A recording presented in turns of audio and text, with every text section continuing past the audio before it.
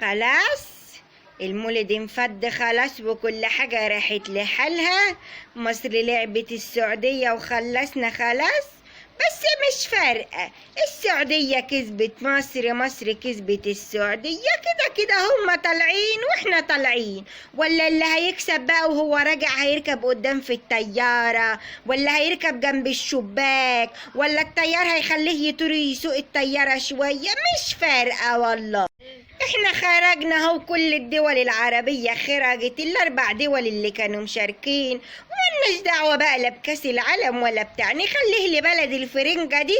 واحنا نرجع بقى عندنا عيد كبير نحضر له، نشوف بقى هنذبح ولا هنروح نحج ولا نخلينا بقى في حالنا وننسى الموضوع بقى ونقفل عليه وخلاص بقى، وحاجة حصلت لنا وان شاء الله هتحصل لنا تاني وما نفكرش في الموضوع ولا نتكلم فيه. دي كلمتين بقى كده هو على الماشي.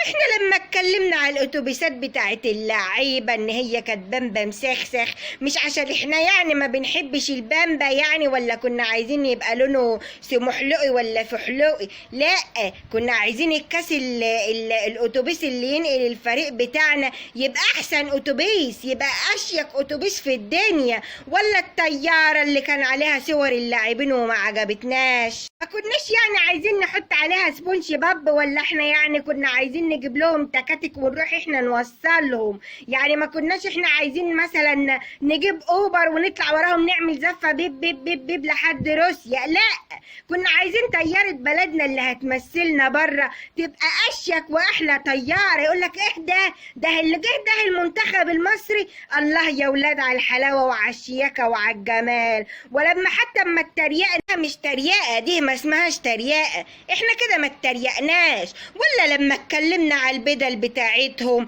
اللي عملوها بقى سمسرة وما عرفش ايه، وخلوها من تحت لتحت عشان مصنع ما عرفش مين ياخدها وما عرفش مين، ويطلعوا لهم بقرشين عشان يعني امي كانت عايزة تخيط لهم مثلا، نروح نجيب قماش من الوكالة ونخيط لهم، لا، كنا عايزين كده المنتخب لما يقف يتصور يشرح القلب الحزين، العالم كله يقف يقول ايه ده، ايه الجمال المصري الجميل ده.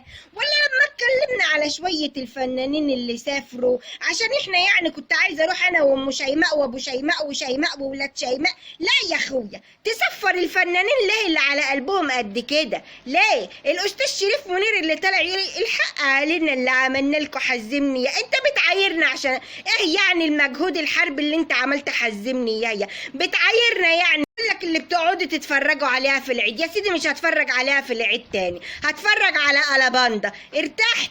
صفروا العيال الشاطرين في المدارس، صفروا الأوائل، صفروا الطلاب المتميزين، صفروا المهندسين، الناس اللي تشرف مصر وتبقى واجهة. كان نفسنا تصفروا الالتراس يزلزل الاستاد من تحيا مصر، ويلا يا لعيبة، ويلا يا صلاح، ويلا يا سعد، ويلا يا معرفش مين. مش تصور لي فنانين رايحين ياخدوا سيلفي ومعرفش ايه ويهزروا وهق ومق ولق ولق.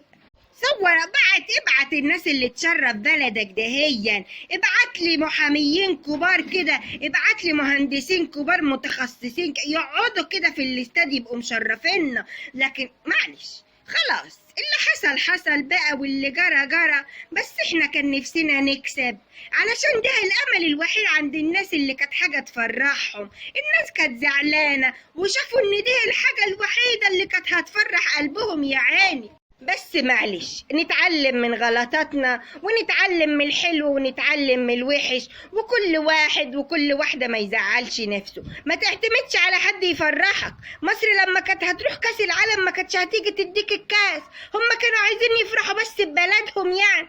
انت فرح نفسك، اي حاجة اعملها تفرح نفسك. معلش خسرنا مش مهم، بس روحنا ويكفينا ان احنا روحنا، ومبروك للعيبة، ومش مشكلة اي حاجة.